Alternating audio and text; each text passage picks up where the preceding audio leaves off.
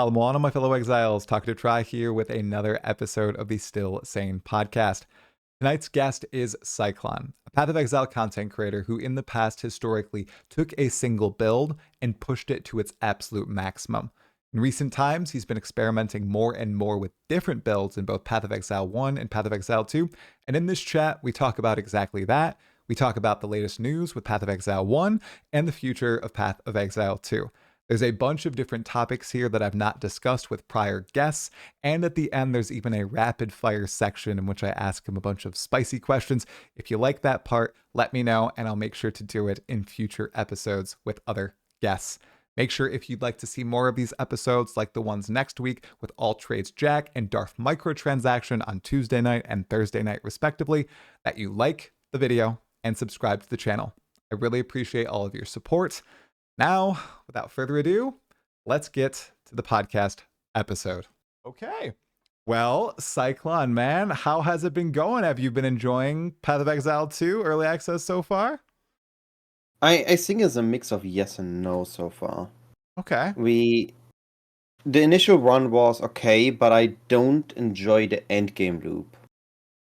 Like I had fun with making the characters running through campaign. It's tedious. I think the pacing overall in Path of Exile 2 just feels not smooth. It feels a bit off. And especially in the late game, I'm not a big fan of the tower loops. I like Path of Exile 1's endgame with I prepare my maps, I prepare my scarabs, I roll my maps, and then I just blast. And if I prepare for an hour, I can blast for, I don't know, a day, 2 days, and I'm happy, depending on how much time I put in. Right. If I want to force 100 maps through, of course, it's a day, but if I not, well, it's gonna take longer. But in PoE2, it's the loop of find the location, run the towers, run the bed maps, apply the tablets to the towers, and then run your maps. It's just not overall fun. So after a while, I just looked more on the build side than on the farming side. Yeah. And for build creation, Path of Exile 2 is a lot of fun. I really like it for build creation. Okay. Have you been experimenting with anything that's like off meta, or have you been trying to fine tune that already broken stuff that people have been busting the game up with for the past 2 months?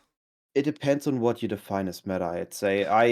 My first build was Gas Grenade, which I fell right into the League Start meta, I guess. I think, after Aeroplane, second or third person that figured out how busted Gas Grenade is for campaign. And then the emergency nerf came. It was my first big video for PoE2 as well. It actually blew up quite a bit compared to all the other videos I made for 2. And the build was fine, but it fell off towards later stages of Endgame, and I didn't push it further. I just said, fuck it, and I swapped to, what was the Sensi? The other one on the Gambling Legionnaire. And I made the Gambling Legionnaire first with a mix of Tempest Flurry and Storm Reef. And then I figured out a variant how to do it on a lower budget to just be Tempest Flurry and be basically an auto bomber. Played that for a while. I later even made it on a monk again. But before that, this is the build that I would say isn't per se meta. Spiral Volley with Frenzy stacking. Yeah, I haven't heard of that at all. So you go on a Deadeye, you use Spiral Volley, and Spiral Volley gains both damage and coverage for having frenzy charges. Okay. So Spiral Volley, if you consume a frenzy charge when using it, at least 100% more damage. And then you gain 20% more damage for each frenzy charge consumed. So if you have 7 frenzy charges, that's 340% more damage per projectile. It has a base amount of 18 projectiles to get projectile from quality. Oh, and also for each frenzy consumed, it chains an additional time.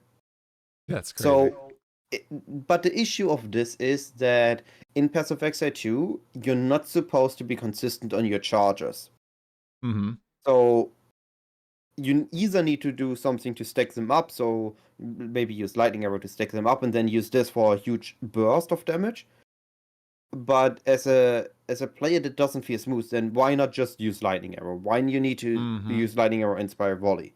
So by using the Deadeye, the chance to gain your frenzy charges when you hit, and then the chance to gain all frenzy charges at once, and the chance to retain your frenzy charge and all that stacked up, made Spiral Volley feel really good when it does. Mm-hmm. and really bad when it doesn't. Mm-hmm. When you have the frenzy charge, it feels amazing. You stand in the middle of a breach, you shoot, everything dies. And because you only need to attack like once a second, every other second for a screen wide clear, you then walk a bit again, let enemies spawn, attack again. But if you don't regain your frenzy charge or they persist, then you need to stick them up again, and then you have a weak one attack, two attack, or three attacks that just feel weak. And Right. then you until you have them again. And on a single target, it's the same. You have actually the highest amount of burst damage you can do because of how PoE2 interacts. So you use Barrage, Yeah. which gives you the repeated attack. Now with the Frenzy Charge and with the Deadeye Sense, you can repeat up to 18 times. So you have a perfectly timed snipe times 18 that Yeah. is guaranteed crit if you perfectly time it. And if you use a Death Harp, the Death Harp's native crit multi is multiplicative with the crit multi from the gem and from the tree. So you have like 1k crit multi on a guaranteed crit. And if you hit, it actually massive damage. But then you also need to apply bone shards, which means you need a weapon swap with high int. So you need to have your frenzy charges, perfectly apply the bone charge, the bone splinters, and then finally you need to perfectly time your snipe to deal massive damage. And if you miss, well, now you need to very tediously recharge your frenzy charges. So you're back to the tedious part where if it works, it works. If it doesn't work, it sucks. Are those the clips that I saw of Snipe just annihilating bosses Yes, throughout the campaign? exactly. This is Okay. when you time it perfectly when it works. And in videos, you usually see only when it works. You don't see when it doesn't. Like, who wants to Right. showcase something that doesn't work? Definitely not. And I saw a lot of clips of those snipes. I just never knew the mechanics behind it. So thanks for explaining Yeah. that. It definitely seems like it's more of an off meta build. Now, do you think it's because of how it's constructed and the fact that it's not 100% uptime, like something along the lines of Ice Strike Monk, where you literally just basically Yeah. auto attack everything, blow up the screen, or Tempest Flurry Gemling Stacker, or Lightning Arrow with the little turret arrows that you can line up around bosses? I'm It's forgetting the name. it's basically people like to be consistent. Yeah. Unless you're pushing at an absolute league start environment and you're really just trying to be the first one to kill a boss, you don't want inconsistent damage that needs perfect gameplay. You want to be consistent, you Right. want to have an easy time. Brain off, spam the screen, brain off, one-shot bosses. That's what most players want, right? Right. And I actually me included. If I'm gonna farm a boss, I don't want to need to perfectly kill the boss. If I'm gonna kill 100 bosses, well, I want to kill them as quick as possibly and as smooth as possibly. Right. So the issue with the way to generate frenzy charges not being smooth is definitely the reason why this build is not liked more. The people that gonna like it really love it for its Mm. unique playstyle, and the people that don't like it because why not just go lightning arrow and kill the boss in a less Mm-hmm. time with an easier setup that you can just spam, like Thief's Torment, Orb of Storms, and then Lightning Rod, and the boss is dead anyway. You don't need all this tedious setup just to have this one satisfying one shot if it works. Yeah, that makes total sense. And I'm wondering if the reason it feels so much more satisfying to have those power charge characters and like is because all those tools for power charge characters, and I'm doing quotations on my fingers right now, are in the game. Whereas frenzy charges are probably more attached to like something like the Huntress. I'm wondering if more skill gems and tools will come in the game Well, when those classes arrive. Same with endurance charges and something like the Marauder and Templar and everything. I would say I disagree in the regards of we have the Yeah. same amount of frenzy to power charge support. The difference is Yeah. power charge, the way you consume power charge is charge staff. Charge staff Right. doesn't care if you consume 1 or consume 10 charges once you're on a Ah. stat stacker because you just want the additional attack and you don't care about the duration because you're just gonna re-trigger it with 1 charge. Now, if Okay. you're not on a stat stacker because you actually care from the flat damage you gain from charge staff, you want a 10, but you have time to stack it up because then you have like it lasts a minute and then you have your minute to stack up your 10 power charges again, assuming you don't die, because I mean PoE2 dying is a whole different thing. But regardless, and for Flicker Strike, people figured out ways to generate the charges after the Flicker Strike ends. Yeah. But for Frenzy, like you use the same thing. You use what was it called? Combat Frenzy, where Yes. you gain your charges, but you use resonance to gain it in with power charges, Right. or you gain it with frenzy charges. It's the same way to get them. You pin enemies, you freeze enemies, you electrocute enemies. Works the same way. You can do it the same thing, but you need them at a different time for frenzy Mm-hmm. builds and for power charges. Mm-hmm. For a charge staff every once in a while you need to perfectly use them with your snipe, with your barrage, or you need to use them when all the enemies are around. You just the timing when you need them is in a different pace compared to power charges. That So makes you sense. just don't have them consistently enough because you need all of them initially because you need a big burst and you need them quickly. So you need to rely on the getting lucky on the Deadeye Ascendancy that you the chance to gain all your charges procs. That And makes then sense. hopefully the chance to your charges count double procs as well. Thank you for explaining that. Now that you laid it out, that makes complete sense. And I'm curious, do you think that's a design flaw or intentional design that leads to different play I styles? would I would say that in not per se a design flaw, it's intentionally designed Yeah. that charges are meant to be in PoE1 charges are just I have my charges, doesn't matter if I consume them or not. Yeah. Blood Rage to gain attack speed or movement speed, power charges because you just gain passive bonus to crit chance. In PoE1 charges are something passive. In PoE2 charges are meant to be something you need an investment to stack up and then the reward as a payoff. The charges themselves Mm-hmm. not supposed to give you anything, which they do not. And for that it works. The issue is just we as a player, we don't want to consume an entire setup for something that we have once in a while. Either we want to Right. have it all the time or might as well not use it. And this goes back to what I said with Yep. why not just use Lightning Arrow instead of Spiral Volley? The reason to use Spiral Volley is because you want this specific playstyle and this specific Mm-hmm. behavior and this specific satisfaction of using one skill and see the entire screen pop. Which the trade-off is, well, you don't have it all the time. You have the phases where it just sucks.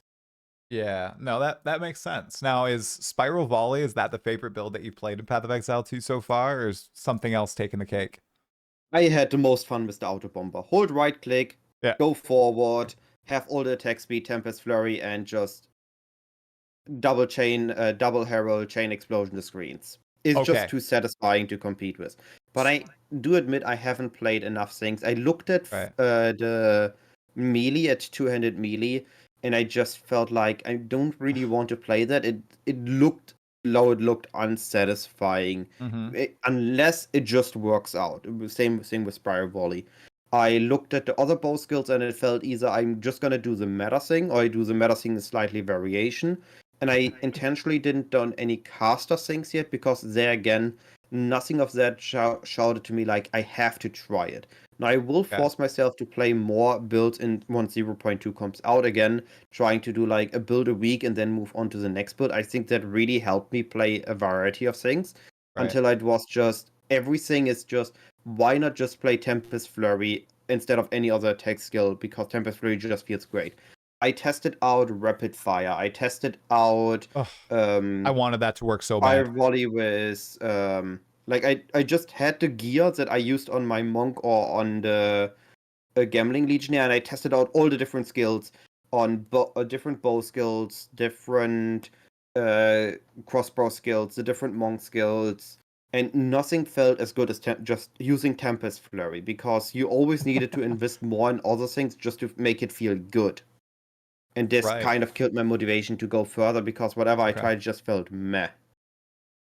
See, I'm a Tempest Flurry enjoyer as well, but I see all those people popping stuff with Ice Strike, and I'm feeling a little ting of jealousy, especially with the shatters and all the like. I wonder if I'll try that before Grinding Gear Games inevitably does the triple tap. I don't think that I don't think the Herald interactions with each other or that ring that Herald of Ice people on Ice Strike are I using think are going to the survive. the ring thing is I'm likely not gonna survive, but I also think the ring thing is just made easy. I think Yeah. that the Herald interacting with each other is fine because it needs a big Ah, investment, and you need if they two change spirits. how the game itself behaves, Right. and they adjust how Hoa works, it's not going to be an issue anymore just Mm. because of we need enough flat damage that the Lightning Herald actually freezes enemies Mm-hmm. so that the Ice Herald can shatter or see the shatter and then proc the lightning damage. It's just that easy because one thing, we only have a few uniques, and those few uniques that we have that are actually good in late game are just beyond broken compared to everything else. So Right. right now in PoE2 Endgame, it's just so easy to gain flat lightning damage when you use Hand of Wisdom in action and just get a little bit of intelligence, or you hyper invest into intelligence, Mm-hmm. and you suddenly have all the flat damage and you just explode things. Oh yeah, the If moment I got Hoa on my Tempest Flurry Monk, my damage yeah, doubled. Just instant. It was insane. The power spike, if and I easily solved my res problems with a few changes up on my rings and everything, and it felt good. But it is beyond broken that those gloves are bis for every attack yeah, build in the game. There's nothing else that and you want to wear. I'm had actually this discussion with a buddy, Yeah. and we talked about what happens if they give us other chase gloves. Like if in Mm, PoE1, if you get Hoa gloves, it would actually be the same like in PoE2. You will just use them on almost every attack build. right. The only gloves that compare to Hoa in PoE2 right now would be pre-nerfed Chaos Spirit gloves because of the free rage that we Yeah. gained at that stage. Yeah. Yep. Like if we, saw it here the other day. If we look at PoE2 Ninja, which is now live, Oh my gosh. and What? the uniques, yeah, PoE2 Ninja can now build. Oh, I love it. Let's go. Yeah, let me send it to you. And Oh, we that's have so cool. Ingenuity at like 98% of the builds listed use Ingenuity, and then Hoa is used by 41% of builds. 32% of builds are Stormweaver, so we ignore those. So out of the other 68%, is it Wow. 68? Yeah. 68%, 41 uses Hand of Wisdom in action. Wow. See, So that's crazy. it's just that powerful that any attack build, you just slam it on and you gain more damage. That is crazy. And that first one you quoted, what did you say? Did you say Ingenuity? The belt is at Yeah. 98% use by 89. PoE2 Ninja? 89. Wow. 89. 89. That's still crazy high. I mean, statistically, what is better? One build or Oh, 1.8 rings? Or easily 1.6 rings? Ingenuity. I guess we are basically 2.5 months into a league. So I'd assume Yeah. that Mage Blood numbers on PoE1 Ninja would be around that amount in these later No. leagues. It's not around 89% Okay. like Calgary? Let's look at Settlers right now and look at Uh, Mage Blood. 35%. no. Really? Mage Blood is way harder to acquire because it's not dropped by a boss, right? Right, it's If global. the Yeah. value of Ingenuity continues to rise, the value of killing the King in the Mist continues to rise, so more people will farm it, and because it's target farmable, it's gonna get enough supply, and eventually the supply outgrows the demand in This is why a I scenario never will like be able to PoE. buy an audience with a king ever. It just Either keeps you will getting never be pricier. able to buy an audience with the King, but because then everybody will just farm it instead of run it. Mm, So it's just boss dropped uniques will have a max number of how much they cost. Now something like the Adorned, which is like a 2% of the trial master, is gonna be a bit harder. mm. So the drop chance, the what it can roll, how often it drops from the boss, and how easy it is to get access to the boss are all factors that calculate into the value of a boss drop unique. Yeah. And Mage Blood in PoE1 is not a boss drop. You need to randomly drop it in a map or find the divination cards. Yeah. So it's just always gonna be more valued unique if we have if we get something like a Mage Blood in PoE2. Well, actually, we have like the Dream Fragment or Astramentus. You Astramentus. see Yeah. how much valuable they are compared to an Ingenuity, and how much they are used compared to an Ingenuity. Now I'm curious. Yeah. The What's Astramentus at? 19%. 90. So Wow. reflecting it's super rare. Mage Blood is Yeah. super rare. Mage Blood 35, Astrament is 19. And this is despite everybody using the Hand of Wisdom in Action. So half of the player base that uses Hand of Wisdom of Action also uses an Astromantis based on just those numbers. Now there are way more players, of course. This Right. is not the entire player base, not going into that depth of this. But just you see two chase uniques, Astromantis compared to Ingenuity, one being dropped by the boss, one not being dropped by the boss, and you see the value difference. Yeah, no, this is an awesome discussion, dude. And it brings up a cool question that I'm curious about your thoughts on. So in Path of Exile 1, we obviously have the separation of regular bosses and uber bosses, and they have different drop pools, Mhm. right? In Path of Exile 2, all bosses use the same fragment sets to reach, unlike in Path of Exile 1, and then you up their tiers using the Atlas passive skill tree. That means if you're fighting the ritual, the King of the Mist, for the first time with that Audience with a King, just to unlock the tree, you're still using that 9 or 10 div fragment to get to him.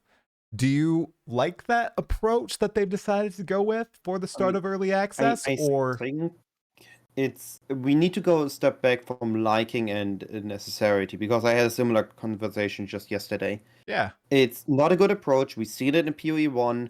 People rather sell it to get a guaranteed value than try it yep, and not get the guaranteed value and maybe even lose currency, especially yep, if you need to run it in a suboptimal way.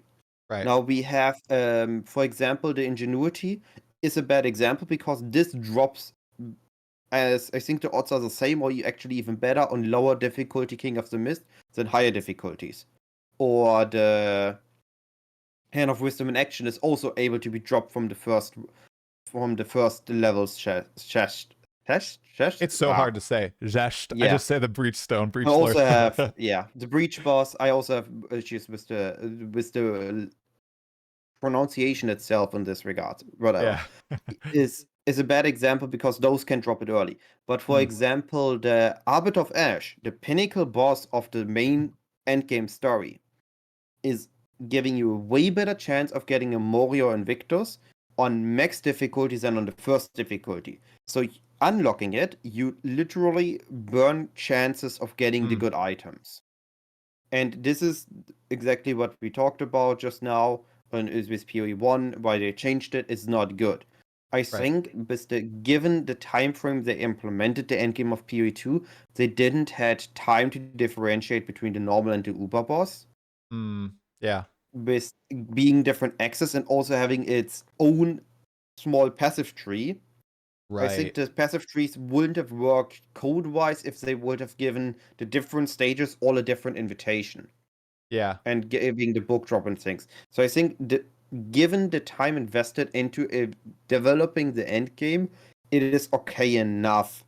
But I really want a better end game Ditto, in man. several aspects. We kind of skipped over the campaign. That's totally fine. Did you enjoy the campaign of Path of Exile 2? Or are you like a campaign is kind of Mm, whatever? well, I think the campaign in Path of Exile 2 is, in terms of lore and Mm, letting you interact and know what's going on, is better than PoE1. You can mm-hmm. still rush through it if you don't care about any dialogues. You get a little bit more than a PoE1 campaign. You Yeah. don't know why suddenly there are gods and suddenly there's a pantheon and suddenly things is dying and suddenly you're in a blood zone. But you get roughly what is going on, or Right. more detailed going on than in PoE1. But overall, it's still gonna be, if you don't get invested into the campaign, Mm, you just rush through it. And if you don't get invested into running the campaign in a way that's fun for you, be it running it fast or finding all the lore, finding all the mm, secrets, it's gonna be tedious. And especially because of the pace in PoE2 being very different than in PoE1, and overall just being a very slow pace. Like you're stuck on the same skill for levels, and then between Act 2 and Act 2 difficulty, cruel difficulty, mm-hmm. your skills doesn't change at all, and then you finally unlock the last new sets of skills. The pacing just feels off and makes it very tedious on your first run. I did a practice run, or I tried to do a practice run on SSF, and while I did my semi-twink runs, where I just like even had only 10 exalts invested into leveling gear, just because you run Act 1 with runes and actually have damage on your items, Yeah. in Act 1 goes, instead of taking 1.5 hours with nothing or 2 hours with nothing, to not even 1 hour with something. And the pacing is just completely insane different. Oh yeah. So I think the campaign feels too tedious way too early. It should Okay. feel less tedious early and can be okay, a little bit more tedious towards the end of campaign, but I think the tedious part should rather be in the end game than in the campaign, because the end game is where people get truly hooked, and the campaign should be a bit more inviting. Interesting. See, I have had this debate with a few different people and my friends about the introduction to Path of Exile 2. So, Act 1 mainly. I've heard a lot of Mm, people say that it is tedious and it's very slow, and then it starts to pick up right at the start of Act 2. You feel that the entire pace pick up. There are more monsters. You're moving faster between areas, especially if mm, you happen upon or are smart enough to look for movement speed boots. That's like the number one thing. I actually talked to my definitely. brother. He's like, he thinks, so he didn't have movement speed boots until Cruel because he didn't know that this was a mechanic. Okay. And then he Mm, swapped over from no movement speed to 20%. And he said the game almost opened up. So he's telling me, oh my gosh, they need to get a quest reward that rewards movement speed boots because this just changes your outlook on the entire game. And I'm just, it's a difficult thing to grapple with, you know, in ARPGs, especially Path of Exile. It's a game all about knowledge, right? And once you know, hey, okay, I start the campaign, always go to the vendor, look for all the magic boots, look for 10% movement speed, always pick up all the boots. It's an instant power spike for your character and your progression, right? And I feel like I think the first time you're going through in Path of Exile 2, the tedium in Act 1, and I know this is a spicy opinion, is okay because you are in the learning phase, and every subsequent time after, you feel like you're learning and getting faster and faster and incrementally improving. And that's one of the reasons I love Path of Exile 1 and 2 at this point, because I always feel like I'm incrementally improving. But I do understand people thinking it's just too slow, and new players will just maybe bounce or think, oh, okay, well, Act 1's super, super slow. So the rest of the game might be like this.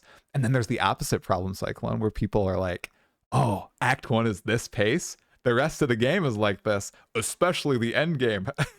That's totally not the case.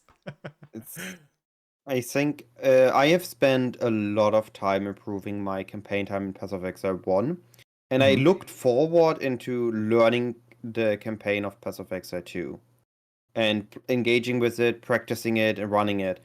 Mm-hmm. But because of the pacing, like in Path of Exile 1, I'm getting close to a stable 315 campaign, Wow. and I'm just zooming through. I understand the things to look out for, and I practice, and it's fun. But in PoE2, if you do the same thing, it just because of each practice run or each act taking so much time, especially if you do non-trink runs like Yeah. SSF, Hardcore. migrated before, so Yeah. you have no previous currency, no items prepared, nothing prepared. There's just a big issue of it takes so long to do these runs that even if you try to minimize time, it still feels like the pacing just makes it unenjoyable for me engaging with Path of Exile 2 campaign. Like, I don't want to spend 1.5 hour in PoE2, PoE2 Act 1, hoping that I Mm, find a rune and a good bow on a ranger, or right. hoping that I find a good wand that actually do damage, that I actually can continue my stuff. And like, imagine in Path of Exile 1 when Act 1 go, if I have like 2 or 3 mistakes in Act 1, I just reset it. Now I have 5 minutes lost, 15, 10 minutes lost maybe.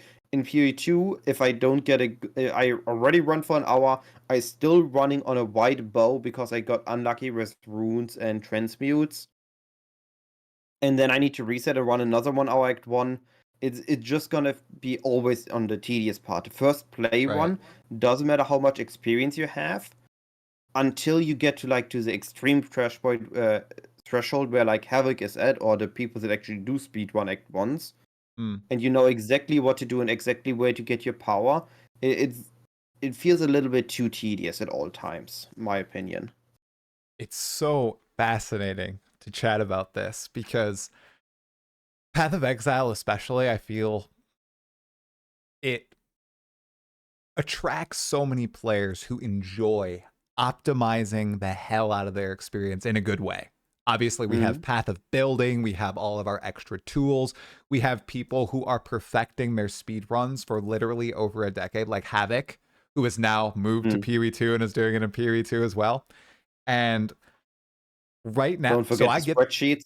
Spreadsheets, they're playing the game in spreadsheets, and then Path of Exile 2 comes along. And you know, I love PoE 1 and I'm still going to play PoE 1, but I was aching for something new. And I do feel like it has brought that new experience where when I'm playing Path of Exile 2's campaign, at least right now, I'm not trying to necessarily rush through it or optimize my exact route through it or know exactly what each power threshold is for my character.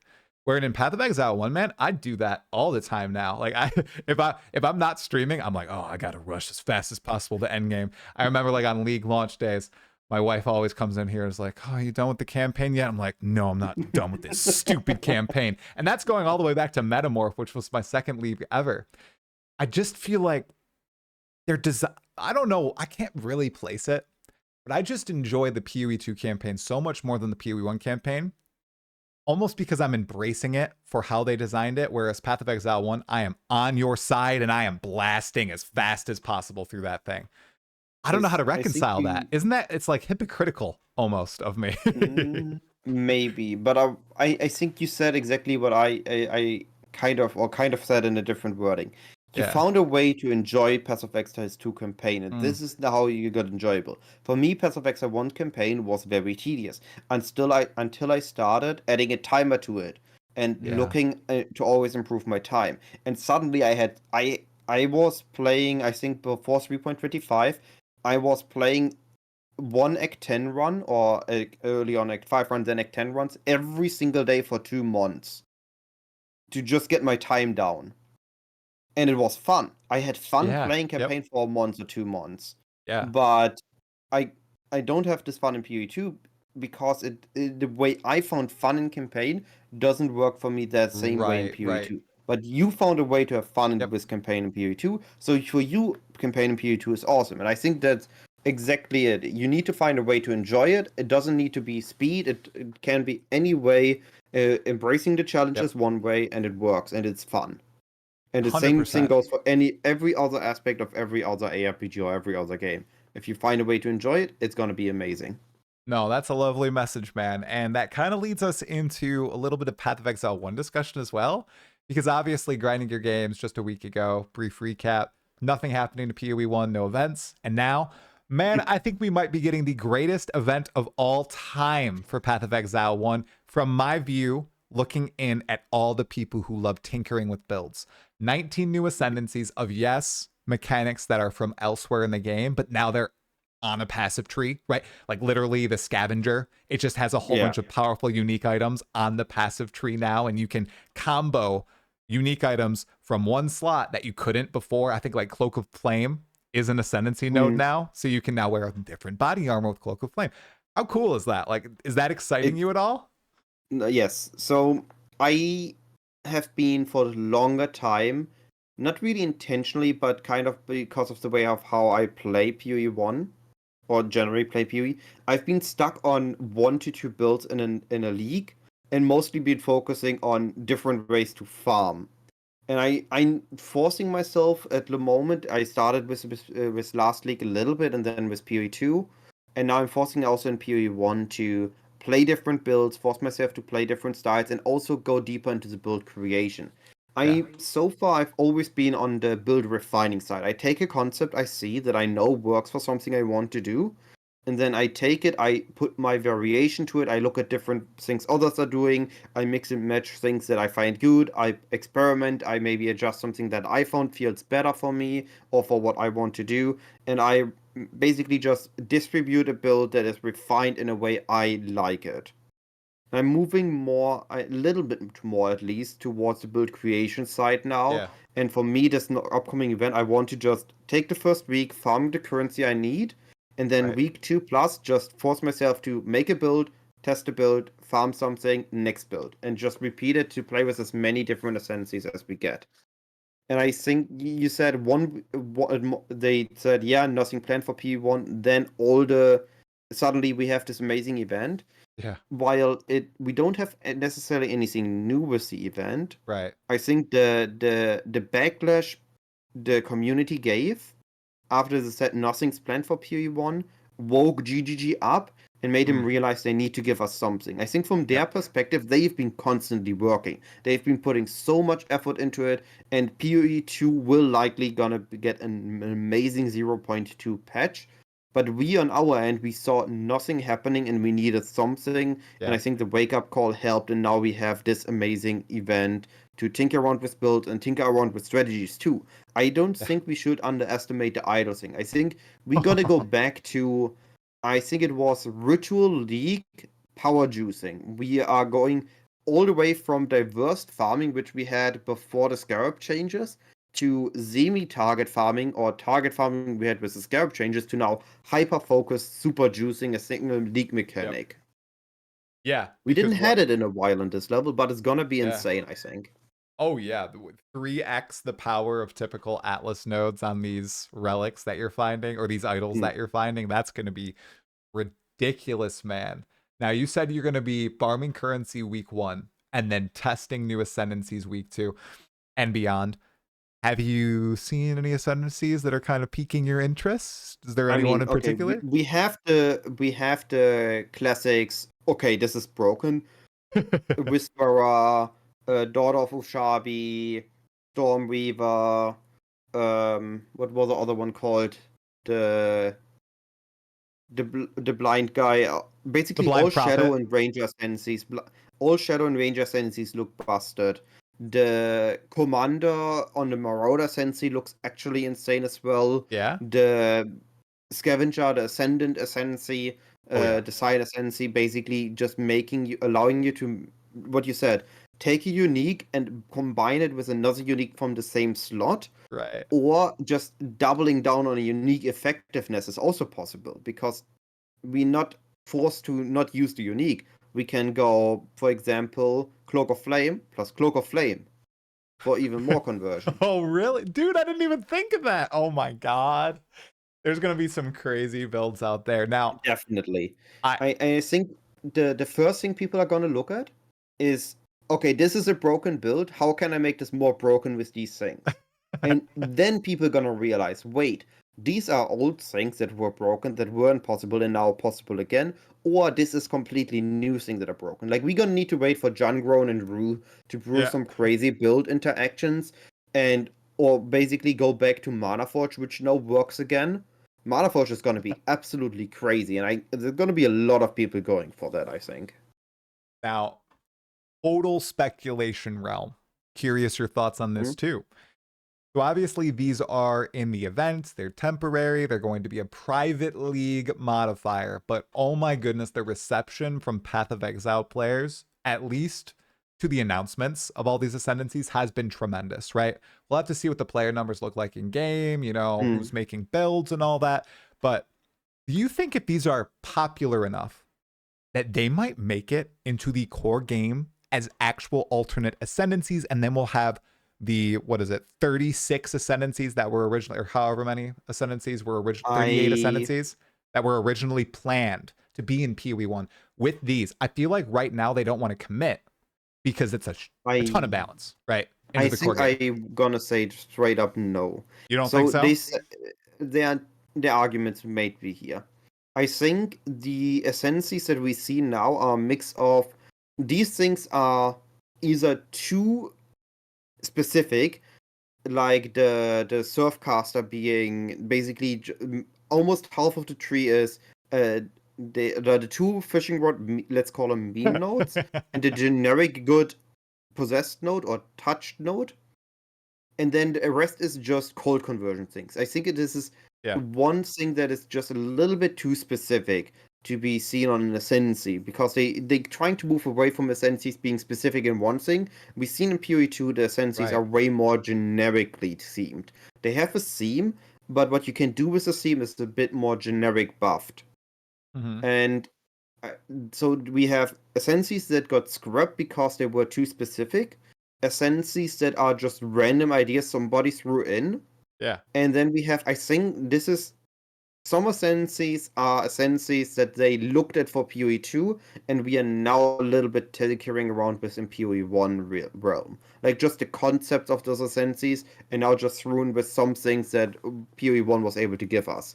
Like the Daughter of Arakali or the what was it? The Templar, now the Disciple of the Trial Master. Yeah, the And I Disciple of think because of Chaos. the Yeah. wording and because of what these ascendancies do, those could have been maybe a PoE2 ascendancy more than a PoE1 ascendancy.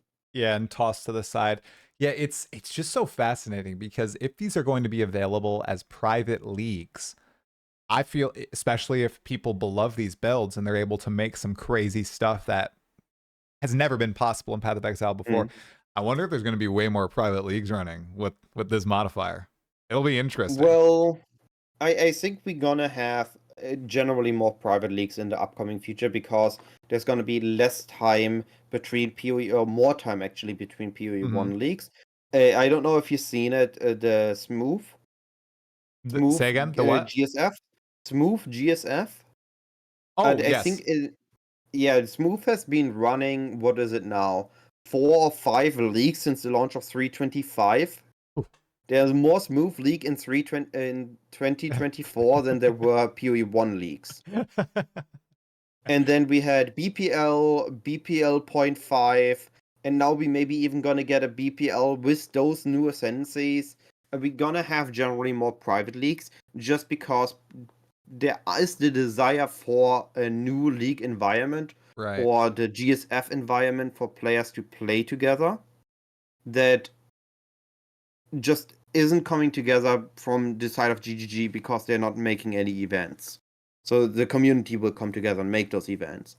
But I'm not sure how viable some of these ascendancies, and also because I think the ascendancy is going to be locked in together with the alternative atlas, how viable this atlas is going to be in SSF compared to trade, because we've seen it with Watchstones. In SSF, you will just be that much more slowed down Mm, because you can't just buy the ones you want for specific content. right.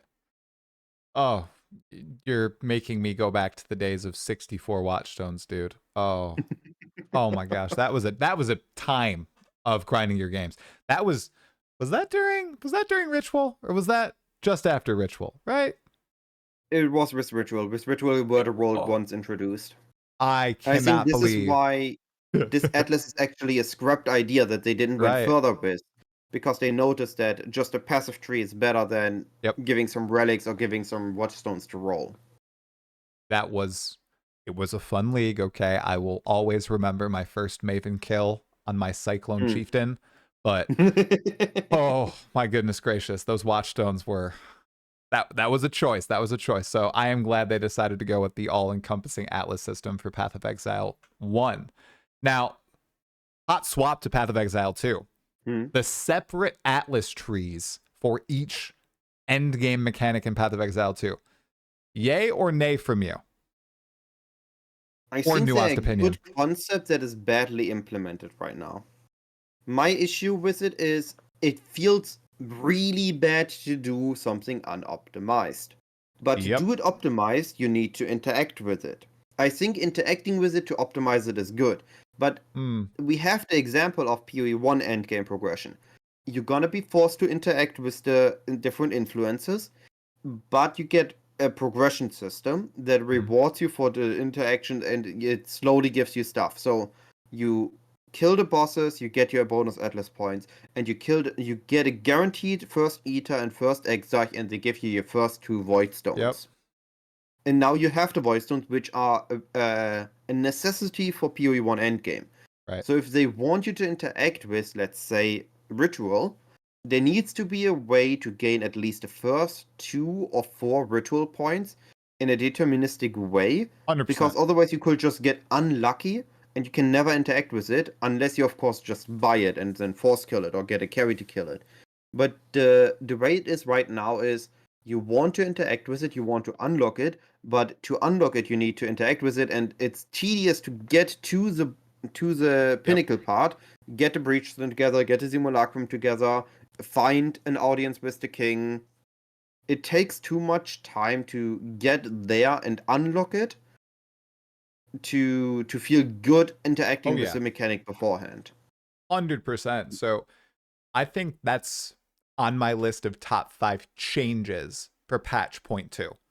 I really hope they're working on making it a deterministic way to encounter, your first audience with the king, even your first Arbiter of Ash encounter. I feel like the RNG system that we currently have feels bad on pretty much everything, and the time it takes is even worse.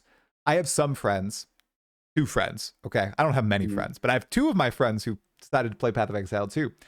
One of them did not find a citadel or a group of citadels enough to run the Arbiter until he was level 91 and he was playing Frost Mage's Summoner. And Mm. when he finally encountered Arbiter, tier 0 literally killed him in 1.5 seconds, the maximum time it would take to. And it was, so we stream these to each other in Discord. So I went and I fought Arbiter for the first time that same night.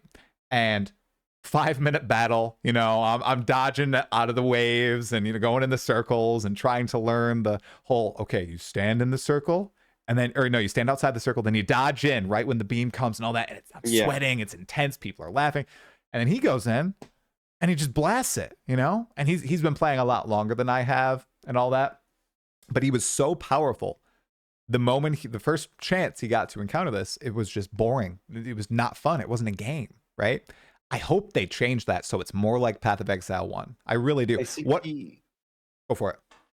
I think you just mentioned another issue, Yeah. whereas we are not rewarded for being the first at the final content and making it as hard as possible for us just to be there early, but rather we are rewarded for stalling out our interaction with it until we can safely guaranteedly kill it. Yeah. So basically, the first pinnacle boss kills in basically are the first few days were by the most broken builds with the most broken interactions instantly killed and safely killed instead of killed slowly like we see in PoE1 when we have the hardcore races and Ben with his detonate that fighting Shaper for 5 to 10 minutes. Yep. Way more intense, way better battles, just a way better experience overall. I hope they get the balance right with point 2 because that would be a sight to see, man. I mean, Ben don't or think they're whoever. gonna get the balance right. I think it's gonna take a few iterations, Think just so? like it take some iterations in PoE1. It's first of all a matter of it needs enough player testing. The play testers they have is not enough to get an overall good feel because the play testers won't just come and take the most broken build, see it, figure it out, and then run it with it. And then on the opposite side, gonna run it with a build that is optimized in doing it as safe as possible, like detonate that and just being tanky, but killing it. Like it just needs player testing. But also, what I want to say before I forget it, I think Go for it. we should have a mix of the Atlas we have in PoE1 and PoE2. I like the idea that you get a reward to further invest into having a more rewarding thing when you kill the pinnacle boss of said content. I think those nodes that you get from basically the Atlas Ascendancies are cool. But I think the base tree should also already have some way to enhance that content so you can play it before you get to the boss, and then you have those big nodes, the powerful nodes locked behind the boss. Yeah. I think that's a good idea too. I like that. You called them Atlas Ascension trees. I love that, dude. That's a good way to that's a good way to classify them. Those extra trees on the Atlas.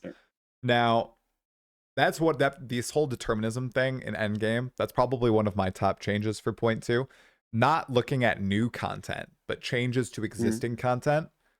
What do you think a few of yours would be as we look forward to this first big patch for Path of Exile 2? Well, I would really like the pacing to be different. So I said it earlier, and I think right now Path of Exile 2 is gonna be similar to like Diablo, or Diablo 3 at least, where you're gonna have leveling builds, and then you're gonna have endgame builds.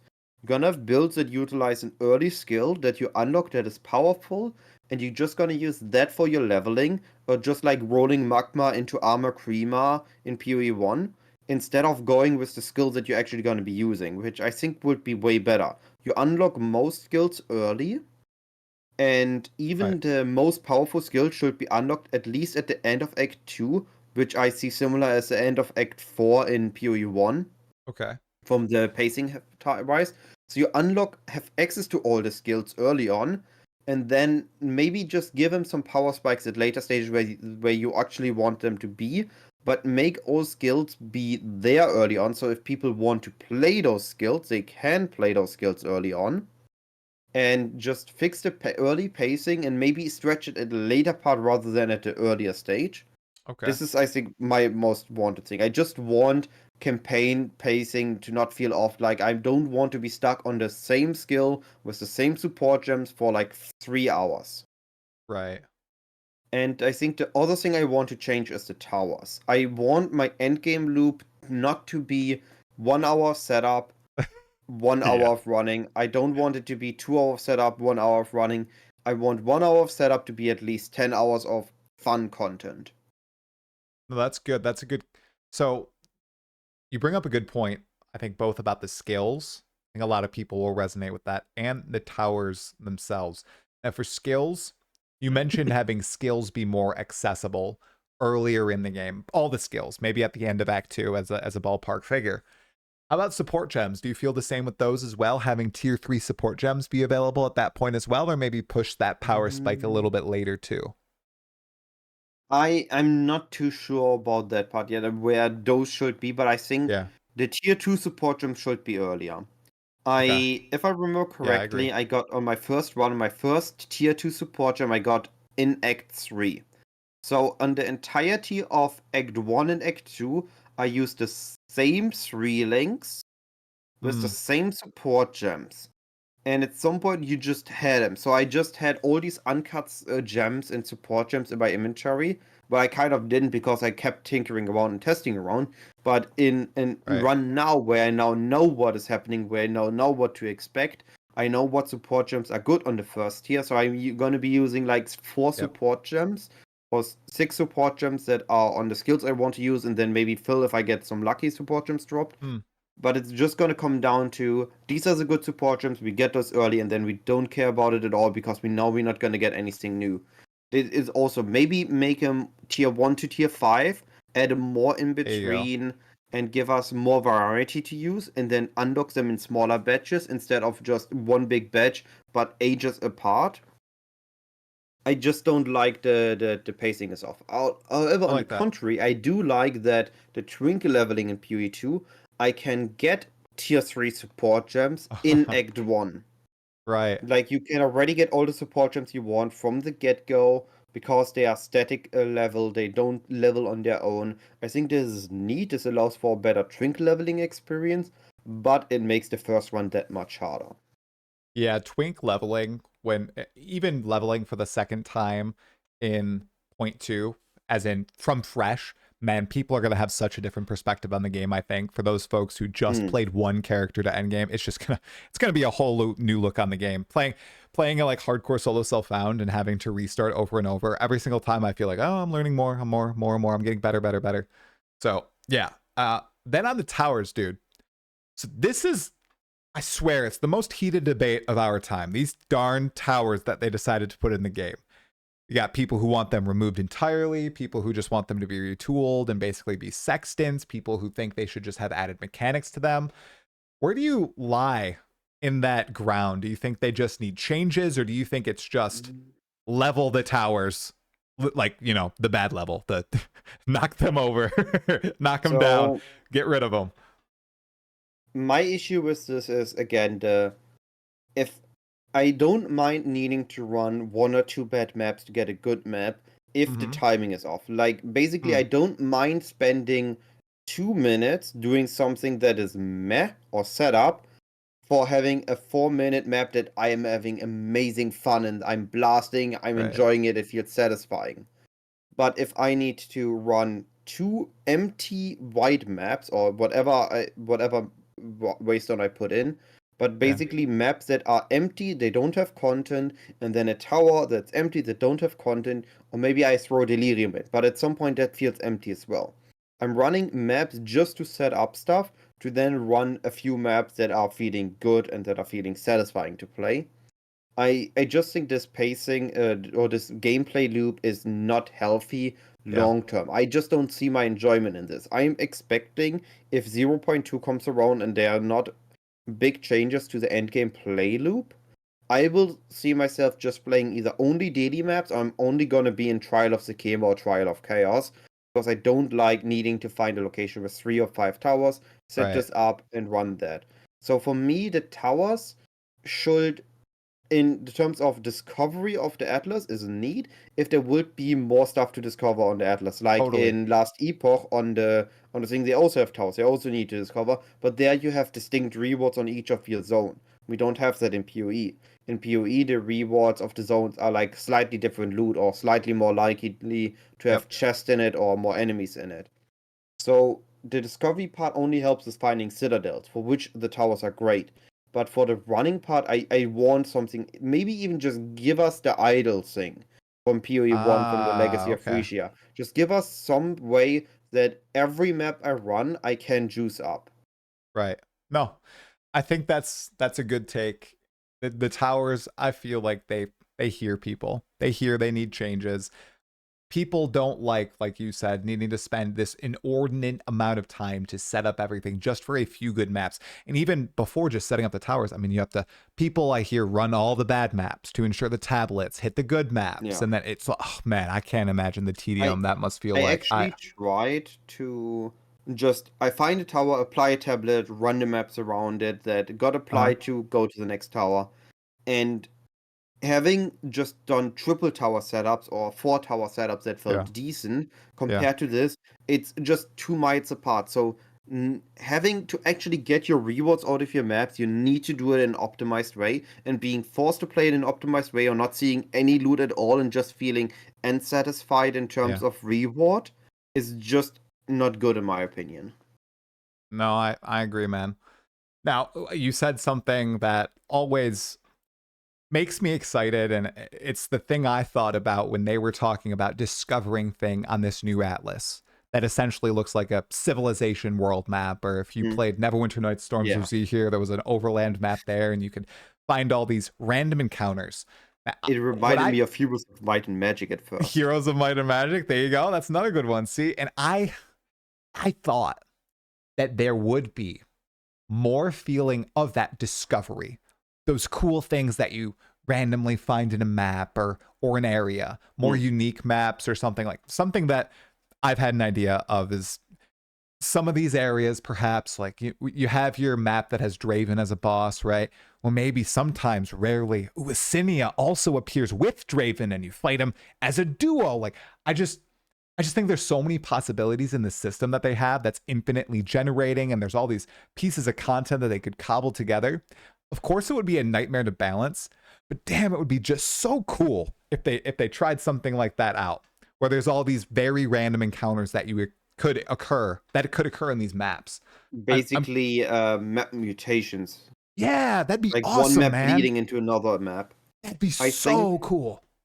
so. That the end game is set, maybe it's in the past, but the end game is set Right. in on an atlas, and you're actually exploring the world instead of being in an alternate reality that you access through always standing in the same room, opening a portal and accessing this alternate reality Yeah. worlds that are unrelated to your reality is lore-wise better. And it Yeah. gives them the option to just like add structures to it. Like let's say Right. we have Delph cities, we have the citadels and the surrounding terrain, the surrounding zones. Let's say that those things, well, the bosses actually do give specific rewards, like in Last Epoch. If you kill the citadel, not citadel boss, those gives the fragments. But if you kill the bosses surrounding the citadels, they maybe give specific uniques of specific Yeah. themes. Yep. And then we have specific unique maps, which of course need more time to be developed. But these unique maps actually add optical stuff on the map that you then Yep. you see it, you discover it, like the The what was Citadels. called the Nameless Seer, the Trader Oh, the Pose, moment of Zen. and yeah, or the Untainted Paradise.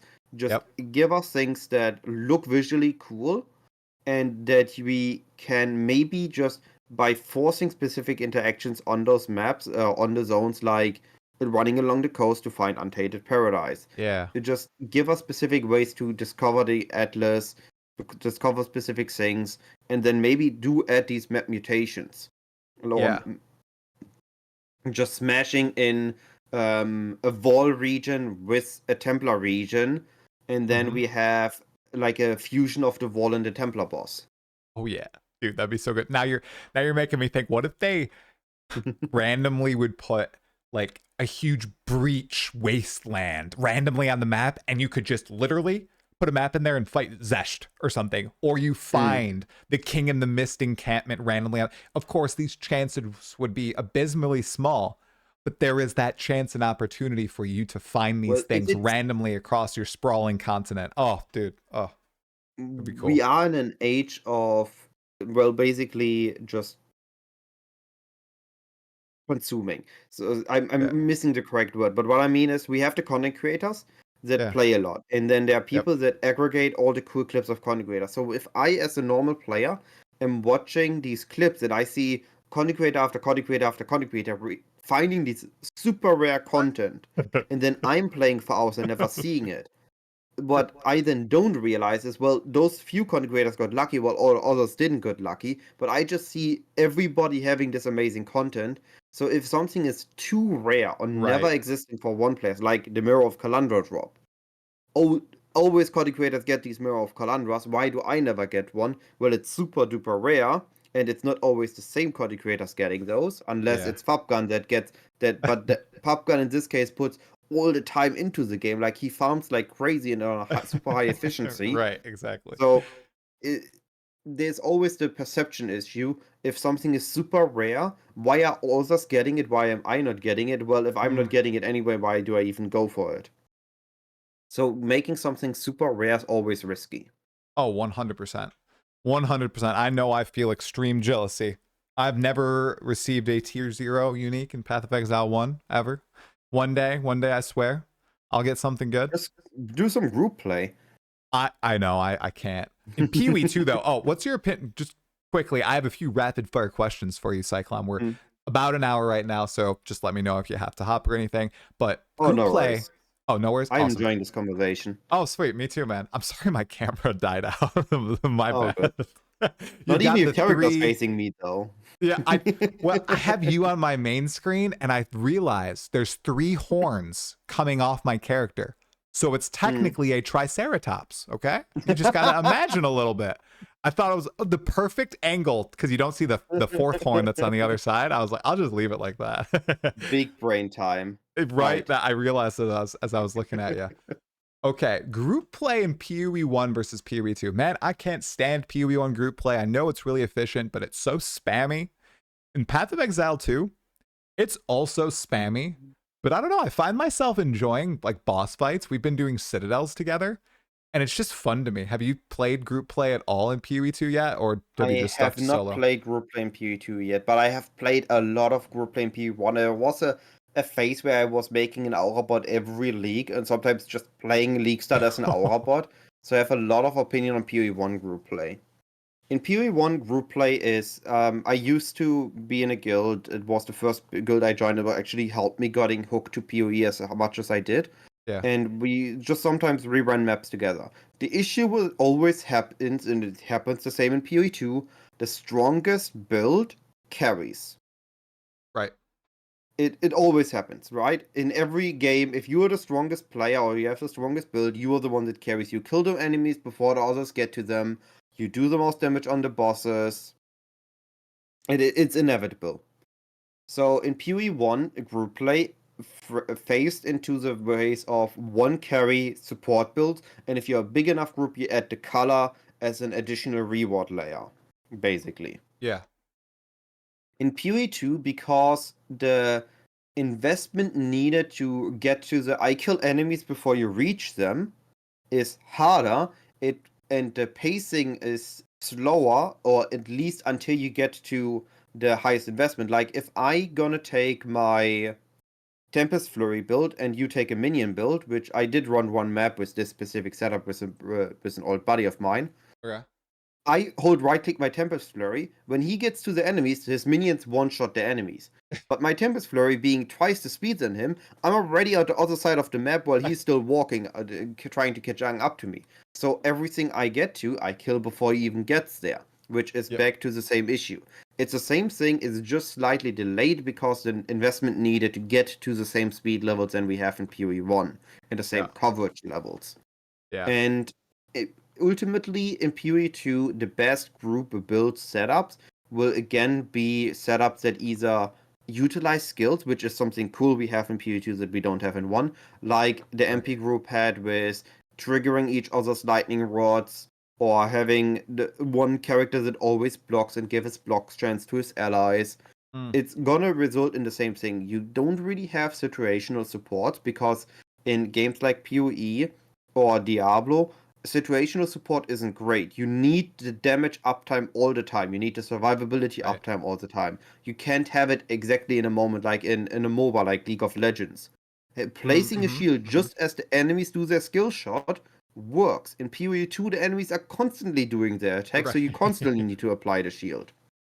So we just need consistent support, and it's gonna turn out again in the having just any allies in your presence have these buffs, discipline on or whatever on, and just consistent buffing is gonna be the default in PoE2. It's not really that they can do it or that they need to do it differently, it's that they can't do it differently. Right. Now, alongside consistent buffing, do you think they're ever going to make link skills work in Path of Exile 1 or 2? I think they are working in Path of Exile 1. Do they You link work? to an ally, you just click the link thing on the ally and you buff them with whatever buff it is. But it's the same thing, it's just an aura in a different form. Mm-hmm. I'm curious if they'll bring the Paladin in some form to Path of Exile 2 with those link skills. I know they said they weren't beta testing any Path of Exile 2 ascendancies with the Path of Exile 1 mix-up, but man, I really want to see a Pally in PoE 2. I mean, everything we do is always a beta test in some sort. Like, we always test the content, and either it's well received and it's gonna get added in some way or another, or it's badly received and they're gonna put it back onto the crafting bench and they're gonna work on it until, if they want it to be well received, they're gonna work on it until they can return it. Right. So, with the link skills, I think the link skills were a neat concept of giving a buff that rewards you for playing in a party that isn't just throw another aura on it. And the Paladin tries to invest into the link skills, but honestly, one node is just aura effect, and yes, of course you take aura effect, and the other node is sharing your flask, which of course you're gonna take this. So the last node, which is the level of link skills, is the node that I assume people will not take. They will take it a little bit to get levels on the support, because once a little bit of investment is in, the support will only die when the carry dies. So then the support doesn't gonna lose any more XP, which is great. You get the level ups, but once the levels is reached, that node will not be taken. And I think links will always just be a thing that they take because it's free, but will drop if it feels too tedious. Have you played with link skills before a lot in your? You have done it a lot. Yeah. I think my last few aura bots that I actively and properly made were with link skills, and I had an aura bot that, I mean, I just threw the link on there because I had the mana regeneration for free. I just clicked the link and it happened, it appeared, and it applied to the enemy. It was just another button I press whenever I also apply smite, and it was decent. It was there. You can either add Flame Link for damage, or you add the Survivability Link. I forgot the name of it. The Soul Link, I think it was, where you take some damage off your carry. It's okay, but it just felt like another temporary aura you press. Right. I wonder, I might try links one day if I ever get my wife to play Path of Exile 1 again. She's a Path of Exile 2 enjoyer now. She claims she'll never play PoE 1 ever. I'll try to convert her. Just I'll needs try. more convincing. It just needs more convincing. All my friends are like that, man. They all try. They never would try Path of Exile 1, right? I've been playing for 6 years now. They all tried PoE 2. They love it. I am going to try like hell to get them to play the Legacy of Phrecia event. I'm going to try as hard as I can. I had an original play group that I sometimes still in contact with, And when I really got into PoE properly, PoE1 back when I got into it, I tried to get them into PoE. Nobody wanted to, or just different excuses, different reasonings, whatever. Mm. Now they are in PoE2. They love PoE2, and I ask, well, if you enjoy PoE2, you surely gonna try at least one league of PoE1. Nah, I don't Ugh, know. We already have PoE2. It's too late to already try it. It's too dang it. complex. The Yep. passive tree is too big. Just Yep. always giving reasons why they're never gonna try it. And because they're already on this train of thoughts, even if they're gonna try it, these thoughts are still there and it's gonna Bias. cause them to not enjoy PoE1. 100% they'll have that bias there in the back of their mind and everything. It sucks. Glad I finally got, my friends, you got your friends on PoE2 at least. At least they'll play that game. Maybe one day they'll see the flaw in their ways and they'll give PoE1 a go. In 2 years' time, once we've got the 3-month cycling leagues and grinding your games as a well-oiled machine once more with Yeah, all that I, stuff. I remember and when they said that PoE2 is delayed and Yeah, PoE1 will not come out before PoE2, I was really hoping they were gonna release the 3.26 expansion. This was back when, like, November 24. I right. assumed they were working on it. They're gonna release the PoE1 expansion before PoE2, which of course didn't make sense on a economical perspective because they Yeah, needed the focus to be on 2, and I accepted that. But I remember I made a video how PoE2 is killing PoE1. Now it I got saw super that. bad reception. I'm pretty sure you saw that, and I'm pretty sure I reacted to this was actually on one of your X posts where you were talking about it's gonna be fine, and you made a video, it's gonna be fine. Yeah. It's PoE1 will be healthy, PoE1 will be fine. I'm always like looking at it like I started from a very doomer perspective, and I still Right. kind of seeing it in a very bad way. I'm hoping for a good way, but I'm seeing it in a bad way, or I'm expecting bad things to happen to PoE1. But overall, I still believe in GGG as a company. PoE2 will be inevitably gonna be eventually the best ARPG. But right Right. now, I still think PoE1 is gonna be better, and it just needs something that they should just not give it up. And I Yep. believe that if they don't give PoE1 up, PoE1 and PoE2 will both be the best ARPGs we're gonna ever have. Oh In yeah. a different way than Yep. one from each other, but they're all both gonna be amazing. Oh yeah. There is no way they should give PoE1 up. And I think if we weren't seeing what was happening now, I think there might that perspective might have a lot more weight or merit behind it. But I think they saw the reception to that Yeah. announcement. They have completely turned around the event, and now they're communicating. I don't think they want that perception, and I don't think they want the reality of Path of Exile 1 just fading away and dying. I think when Chris Wilson back in 2023 at ExileCon said, we want Path of Exile 1 expansions for the next 10 plus years, right? Yeah. I think he I meant what he really said, hope and that's gonna. I think the entire company does actually stand by that. They just screwed I up do. massively. They did, I right? Yeah. That's it. But I So do miss the "Hey, I'm Chris Wilson from Grinding Gear Games." I'm really curious if he's ever going to do it again, man. He should Yeah. have one last big hurrah, I email, so I don't know, maybe I shouldn't advertise this, but you, you can email Chris, right? And so he has Hmm. responded to a lot of players. Like he does respond. I emailed him as recently, I think, as late November, early December, and he did respond. So, not saying to email him, but he's still at Grinding Your Games, or there's an intern with his email responding to emails in the typical cadence. Okay, Cyclon, I had a list of rapid fire questions that I wanted to ask you to end off the pod before the All final right. little bit. You ready for this? Sure. Okay, it might be spicy, might not be too controversial. First one, Arbiter of Ash, good boss design, bad boss design. I fought him once. I killed him in 2 seconds. From what I've seen in videos of others killing him, I think it's a bad boss design overall because it teaches you one thing and then tells you, haha, gotcha.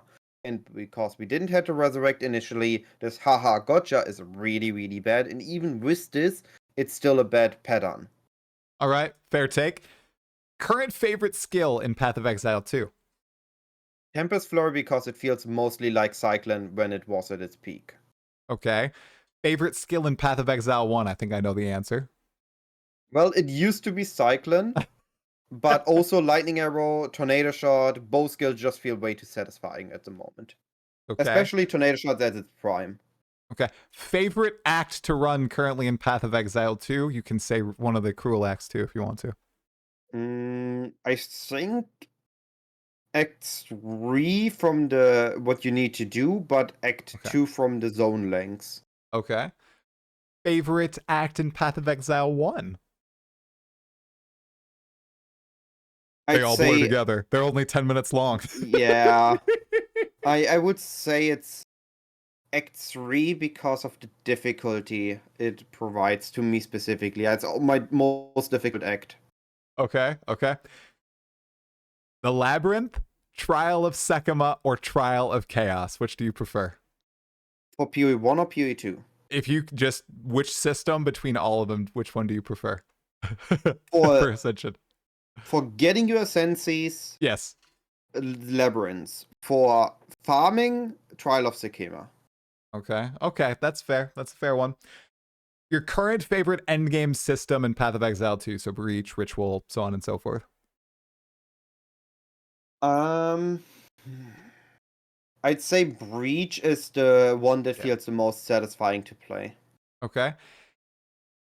The weapon you're most excited for to come into Path of Exile 2. Spears.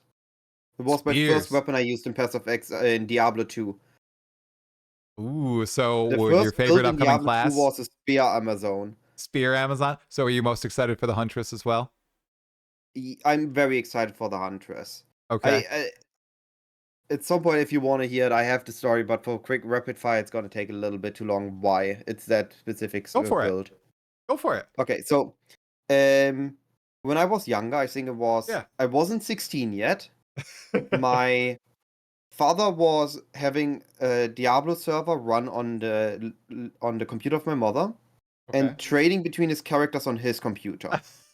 So he just logged in, dropped items, logged out, other character logged in, and he traded the loot between the characters. Right. And I was allowed.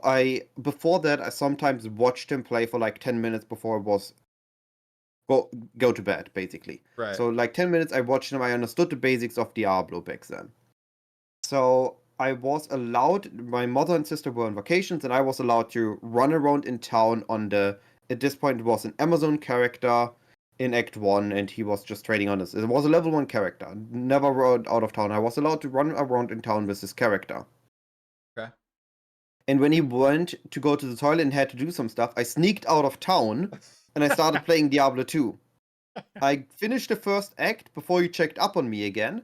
And he was like, alright, fine. You know what? We're gonna play. So for 1 week, on each day, we played one act of Diablo 2 together. And the build I played was the Spear Amazon. I had the character of the Amazon already was Act 1, and I went with spears. Not with javelins, but with spears. With like the Valkyrie, the multi-step and everything. That's awesome. So that's the nostalgia factor. That's why I'm looking forward to the spears in PoE2. Oh, it's going to be beautiful when you finally get your hands on them, man. They look interesting, and I'm really curious to see how they've evolved since we last saw them in depth. Honestly, it was 2023 was the last time we actually saw any depth to the spears. So, like WASD movement and everything. Oh, man. It also felt the best on ExileCon 2. It was one of the builds I played in the play testing I did there, and it felt actually really decent considering it was Act 2. It felt the same pacing as PoE1 Act 2. Okay. All right, next question. WASD, mouse and keyboard, or controller play? I haven't tried controller, either in PoE1 or PoE2. And on mouse and keyboard, it really depends on what skill you're using. For a bow or crossbow skill, WASD is a big win, but for something like Tempest Flurry, where you just need to AFK, hold right click down, hold a button down, move in one direction, you don't need WASD. Dang, I haven't tried Tempest Flurry with point and click. Maybe I'll give it a go after you say that, because you're kind of right. I still have it on WASD, but I have Tempest Flurry on right click, so I just hold right click down and it zooms Tempest Flurry forward. Yeah, oh dude, you're totally right. Okay. second to last question. D4, Last Epoch, Path of Exile 1, or Path of Exile 2. Rank them 1 through 4. 1 being the best, 4 being the worst. Path of Exile 1, Path of Exile 2, Last Epoch, Diablo 4. Okay, base take. All right. I also have never played Diablo 4. You haven't played Diablo 4? Great disclaimer there. I intentionally haven't played Diablo 4 yet. Will you ever I'm play waiting Diablo to 4? accumulate 1,000 hours on PoE2, and then I can say PoE2 veteran plays Diablo 4. All right, we're going to click on that video, dude. Okay, and then finally, which feature are you most excited to see in Path of Exile 2? Legion. Upcoming in the future. Maybe it's something they haven't announced yet, an idea you have. What is it? Legion, 100% Legion. I am a 100% Legion enjoyer. It was the first league I played. It was what I fell in love with PoE. I played every league. I have so much fun playing Legion. And I can't wait to be it in PoE2. Do you think they will do a drag drop for Legion like they did with Ritual? Or do you think they'll give it the Breach treatment where they, make new monsters, create a whole new endgame system around it? I'm not sure. I think they need to do it differently because in PoE2, and League Mechanic needs to give one specific loot. Breach give the Breach rings and the Catalyst. And because they are generic enemies you kill in a map, it also gives generic loot. Yeah. But very little generic loot unless you hyperjuice it, of course. Right. And Simulacrums give the oils. Like, you notice that there are no random rewards. You only get the oils as rewards, and then some random items but very few. And Ritual gives the omens, and then some generic. But they need to give a little bit of generic things. But the specific thing, Legion doesn't have that specific thing. The Timeless Jewels isn't specific enough. So they need to make Legion give something new specific thing. So they need to change the way it interacts and behaves. But I think the in-map part will still be very similar, just in a PoE2 pacing. Okay. Now, imagine you have gray hair and your name is Jonathan Rogers. What is the special reward you give to Legion?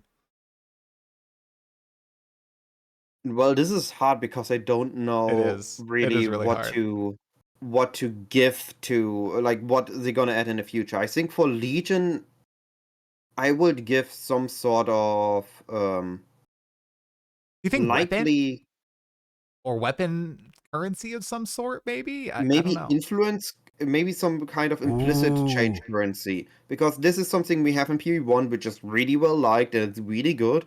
So maybe give oh god. Now I can talk, I guess. You're fine, man. Implicit change currency only for weapons. And then the different types with the different weapons have the specific things. Ah, I like that. So kind of like the heist implicits where you get all those different implicits types, maybe make that tied to Legion where there's all these cool weapon implicits in the game and you can shift between them. Yeah. Or maybe just give a currency that rolls implicit on weapons. Ooh. Like the Vol currency rolls for bleed and chaos darts. Or the America rolls for maybe something with like blind or physical damage. And then the, I don't know, Templar rolls for lightning damage. Right. Ooh, or some variations to that.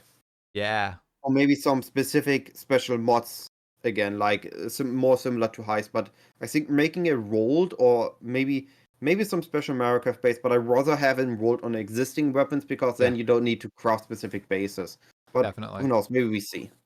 Now, if they were to choose one of the Legion bosses, the 4 Legion bosses, or 5 Legion bosses. Ooh, getting myself in trouble there.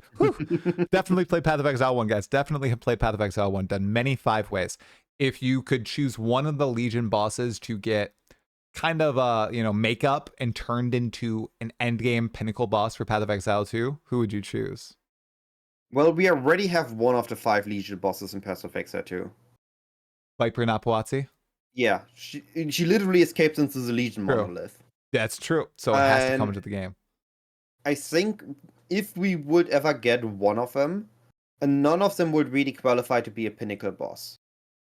Ooh. In terms of where they appear in the lore and their importance to the lore. Because they are generals, right? They never a leader, it's a general. But I think the most interesting one, based on what I know, is the Templar guy. Okay. Because having a giant catapult where you're gonna have like a minigame where you dodge giant boulders raining from the sky is gonna be the most pinnacle worthy. Okay, I love Or the it. beams or the lasers or the immunity phase. That's good. That's good. All right, props for not going Queen Hiri. I'm sure a lot of people in the chat would have liked to see Queen Hiri and Path of Exile 2 in Pinnacle boss form, but I like it. I I'm like the really temp. hoping that we're gonna see more of the general, because we already Yeah, have time travel in PoE2.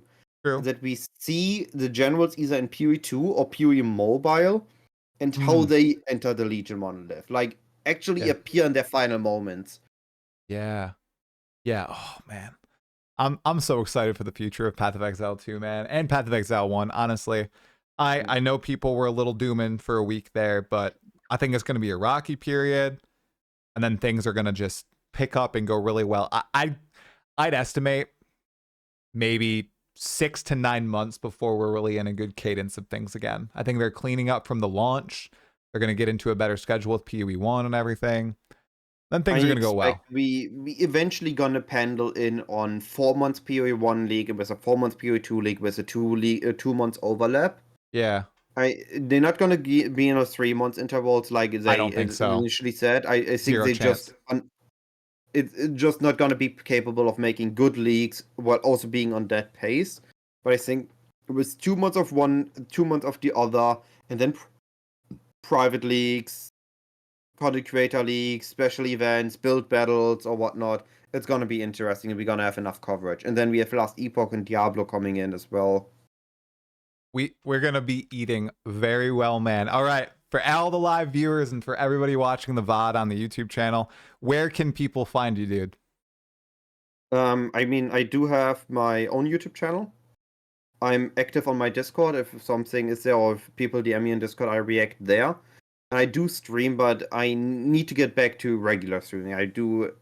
I've always fallen these phases between leagues where I don't make videos, I don't stream. But once the new league comes up, I'm active on stream and on Twitch and active on YouTube again.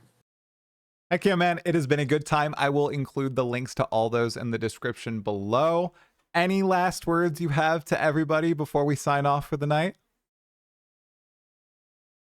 Please buff Cyclone GGG. Perfect ending. I'll put that at the beginning too. So if any GGG people watches it, we for sure know they hear it. Thanks for chatting, man. I really appreciate it. I appreciate you inviting me to chat. 100%. I'll talk later, Cyclon. Have a good night. See you around. Good night.